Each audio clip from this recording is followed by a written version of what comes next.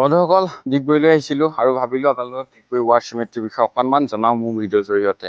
আৰু Digboi war symmetry আচলতে ডিগবৈ চহৰৰ পৰা 1.5 কিলোমিটাৰ দূৰত্বত বেঙেৰী আৰু বৰডুমচা যোৱাৰ পথতে আপোনালোকে আহিলে কেতিয়াবা দেখি পাব এই চিমেট্ৰিটো।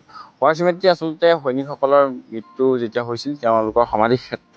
আচলতে এই সমাধি ক্ষেত্ৰ যেতিয়া দ্বিতীয় বিশ্বযুদ্ধ হৈছিল যেতিয়া দ্বিতীয় বিশ্বযুদ্ধৰ সময়ত যিসকল সৈনিক মৃত্যু হৈছিল আমাৰ ইয়াতে অসমতে, তেওঁলোকৰ সমাধি ক্ষেত্ৰ আচলতে। ইয়াত বিভিন্ন দেশৰ 200জন বিভিন্ন ধৰ্মাৱলম্বী লোকৰ সমাধি আছে আৰু ইয়াৰে 142টা ইংৰাজ সৈনিকৰ সমাধি ইয়াত আছে। বেছি ইংৰাজ সৈনিকৰ সমাধি আছে আৰু 45টা ভাৰতীয় সৈনিকৰ সমাধি আৰু বাকীকেইটা অন্যান্য দেশৰ সমাধি। আৰু এই সমাধি ক্ষেত্ৰত অবিভক্ত অসমৰ লোচাই পাহাৰৰ 2জন সৈনিকৰ সমাধিও বৰ্তমান আছে আৰু তেওঁলোকৰ নামকেইটা আপোনালোকক কৈ দিছোঁ।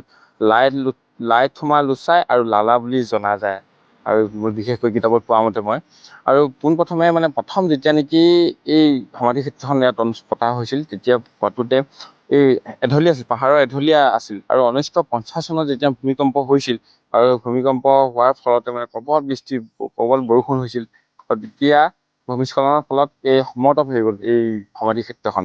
আৰু সমতল হৈ যোৱাৰ কাৰণে আপোনালোকে এতিয়া দেখিছে পুৰা সমতল। আগতে কিন্তু পাহাৰীয়া আছিল, এঢলীয়া আছিল পাহাৰৰ।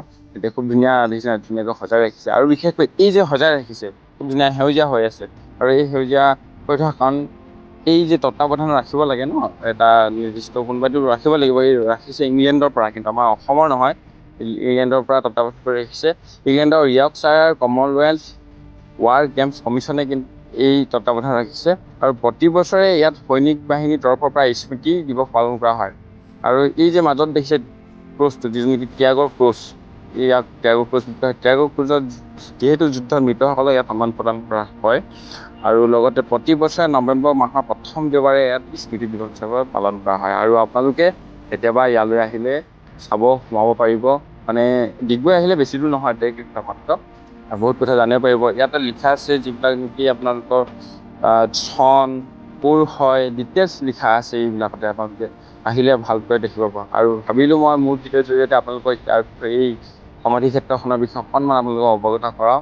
আৰু যদি ভিডিঅ'টো চাই আপোনালোকে নিশ্চয় ভাল পায়, যদি কিবা এটা উপকৃত হৈছে ভাবে, তেনেহ'লে মোৰ ভিডিঅ'টো শ্বেয়াৰ কৰিবলৈ নাপাহৰিব। আজিলৈ ধন্যবাদ। জয় অসম।